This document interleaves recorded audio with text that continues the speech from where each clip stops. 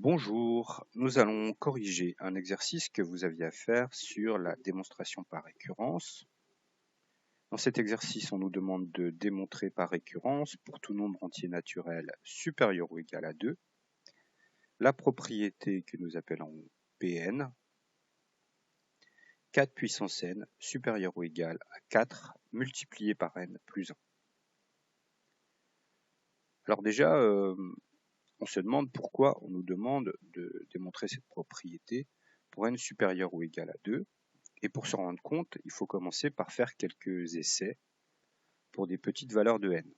Donc faisons quelques essais. On va déjà écrire la propriété P0. P0 c'est 4 à la puissance 0, supérieur ou égal à 4 fois 0 plus 1. 4 à la puissance 0 c'est 1, supérieur ou égal à 0 plus 1, 1. Nous voyons que P0 est une propriété vraie. Il est vrai que 1 est supérieur ou égal à 1. C'est évident. P1.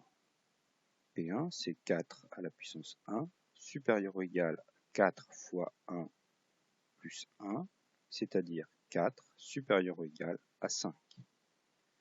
Ça, par contre, c'est évidemment faux. Et là, on commence à comprendre pourquoi c'est seulement à partir de 2 qu'il nous faut démontrer cette propriété. Si on initialisait cette propriété à 0, on aurait certainement un problème pour passer de 0 à 1 dans la récurrence. Voyons pour P2.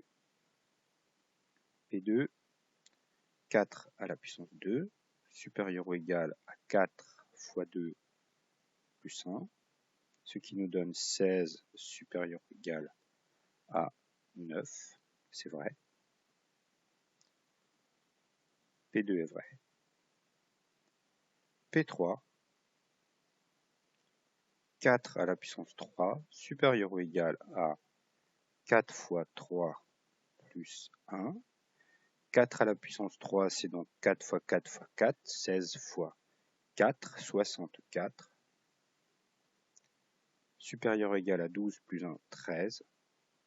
C'est vrai. P3 est vrai. Alors intuitivement, on sent bien que ce 4 puissance n va devenir rapidement très grand, alors que 4n plus 1 va grandir aussi, mais moins vite.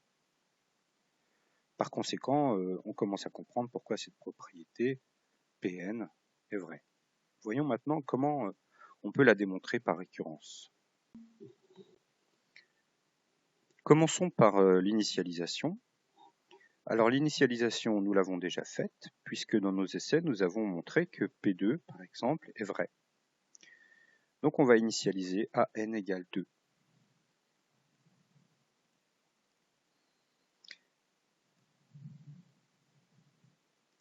Notre initialisation, c'est donc pour n égale 2.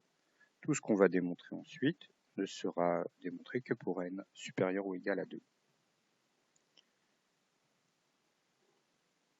On va maintenant passer à l'hérédité. Alors pour l'hérédité, il faut bien comprendre ce que c'est que notre propriété Pn. Voyons d'où on part. Alors nous partons d'une supposition. On suppose que pour un certain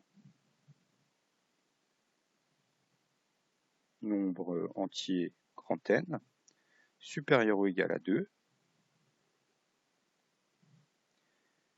on a la propriété P grand N, 4 puissance n supérieur ou égal à 4 fois grand N plus 1, et on suppose que ce P grand N est vrai pour ce certain N supérieur ou égal à 2. Qu'est-ce qu'on veut démontrer? On veut démontrer que si P grand N est vrai, alors nous pouvons démontrer la propriété P grand N plus 1 au rang suivant. Qu'est-ce que ce serait cette propriété P grand N plus 1? C'est 4 à la puissance grand N plus 1, supérieur ou égal à 4 fois grand N plus 1, puisque c'est le grand N plus 1 qui joue le rôle un ici, hein, plus 1. Ça, c'est la propriété P grand N plus 1. Maintenant, la question, c'est de savoir comment est-ce qu'on peut passer de Pn à Pn plus 1, par quel raisonnement.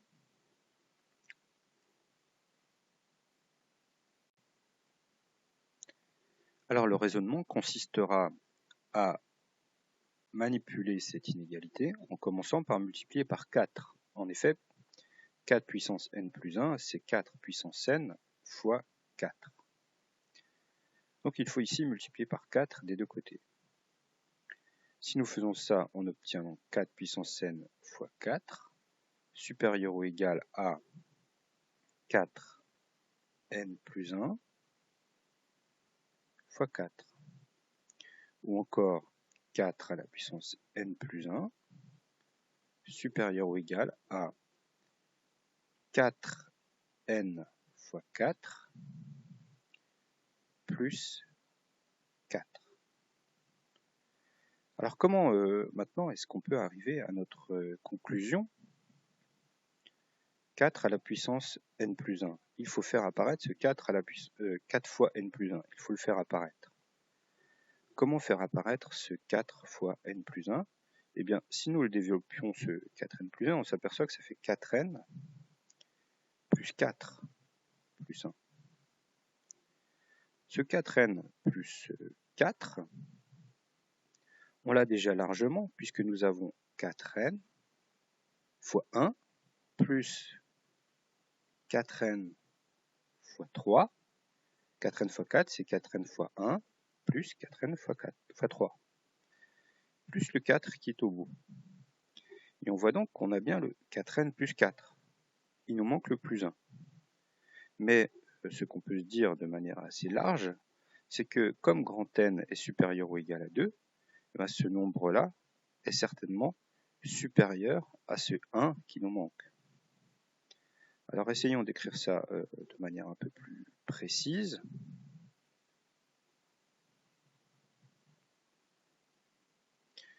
Ça nous fait 4n plus 4 plus 12, 4 fois 3, grand N. Ici, nous pouvons écrire que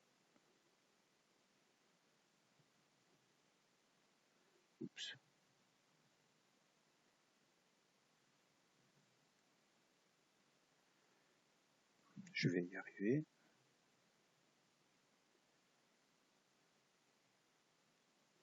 Ici, nous pouvons écrire donc que or grand N est supérieur à 2, donc 12n est supérieur à 24. Par conséquent, 12n est bien supérieur ou égal à 1, évidemment. Donc on peut reprendre notre raisonnement à partir de là.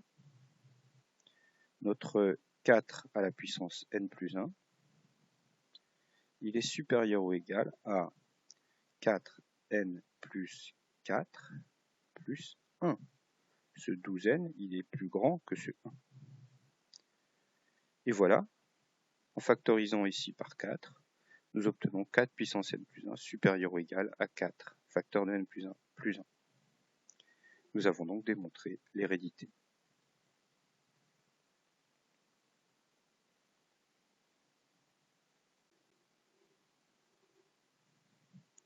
Alors voici maintenant la conclusion.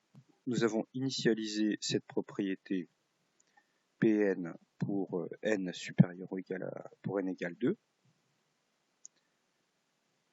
Nous avons démontré que si on prend un grand N supérieur ou égal à 2, on peut passer de Pn à Pn plus 1. Donc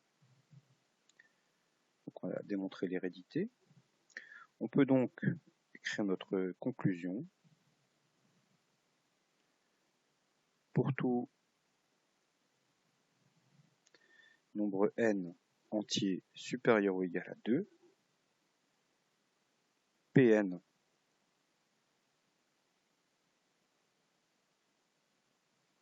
est vrai. en utilisant l'axiome de récurrence.